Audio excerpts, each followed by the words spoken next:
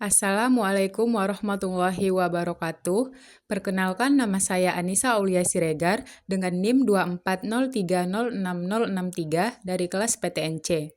Pada video ini, saya akan menjelaskan tentang proses sintesis kuning telur atau yolk, sintesis putih telur atau albumin, dan juga sintesis kerabang telur pada unggas. Nah, yang pertama itu proses sintesis kuning telur.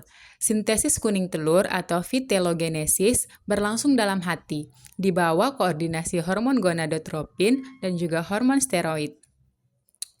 Kuning telur umumnya mengandung 50% air, sedangkan sisanya terdiri dari protein dan lipid dengan perbandingan 1:2.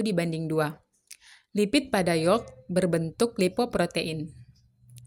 Padatan yolk mengandung fosfoprotein yang disebut fosfitin, kemudian lipofitelin atau high density lipoprotein, sedangkan karbohidrat yolk berbentuk polisakarida minus glukosamin.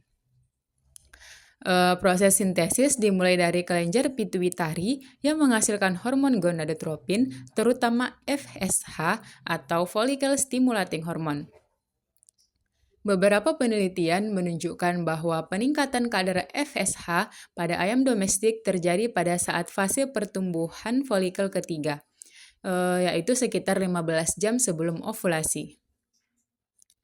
Peningkatan FSH ini akan merangsang ovarium menghasilkan estrogen. Selanjutnya, estrogen menuju ke hati dan merangsang pembentukan komponen-komponen penyusun yolk seperti vitelogenin, lipofitelin, dan fosfitin. Komponen tersebut kemudian dibawa melalui aliran darah menuju folikel ovarium, lalu diserap oleh oosit dan disimpan menjadi granula kuning telur. Pada yolk, terdapat dua jenis lipofitelin utama. Yang pertama itu alfa-lipofitelin dengan komposisi proteinnya 78%, fosfor 0,64%, dan lipid 22%. Yang kedua yaitu beta-lipofitelin dengan komposisi proteinnya 74%, fosfor 0,34%, dan lipid 26%. Setelah kuning telur matang sempurna, terjadi ovulasi, lalu yolk dilepaskan menuju infundibulum.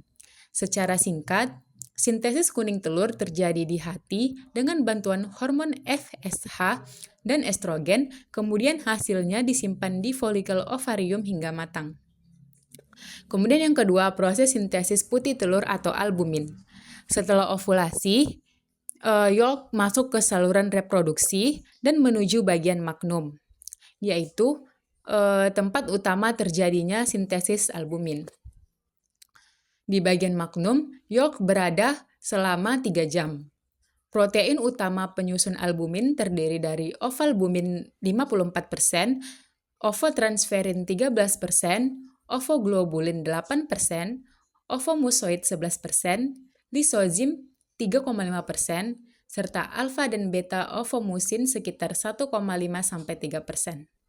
Selain itu, terdapat juga protein lain dalam jumlah kecil seperti avidin, flavoprotein, avomakroglobulin, ovoinhibitors, ovoglycoprotein, dan papain inhibitor. Sintesis albumin dipengaruhi kuat oleh hormon estrogen. Mekanismenya dimulai saat estrogen yang larut dalam lipid melewati membran sel oviduk, lalu berikatan dengan reseptor estrogen. Setelah itu terbentuk kompleks estrogen dan reseptor yang masuk ke dalam nukleus sel. Di dalam nukleus, kompleks ini berinteraksi dengan kromosom sehingga gen tertentu aktif dan membentuk mRNA. Kemudian mRNA keluar dari nukleus menuju ribosom. Nah, di ribosom ini terjadi proses translasi yang menghasilkan protein spesifik termasuk protein albumin telur. Karena itu, estrogen berperan penting dalam meningkatkan sintesis DNA, RNA, dan protein albumin pada sel-sel oviduk. Albumin yang terbentuk kemudian menyelimuti kuning telur, melindungi embrio, dan menjadi sumber protein selama perkembangan. Singkatnya, sintesis albumin tadi terjadi di magnum melalui sekresi protein yang dirangsang oleh hormon estrogen pada sel-sel ovido. Nah, kemudian yang terakhir yang ketiga yaitu proses sintesis kerabang telur. Setelah keluar dari magnum, telur masuk ke ismus, yaitu tempat pembentukan membran kerabang. Nah, setelah itu telur bergerak menuju uterus atau kelenjar kerabang dan berada di sana selama 18 sampai 21 jam. Di bagian ini terjadi kalsifikasi kerabang telur. Mineral utama pembentuk kerabang adalah kalsium.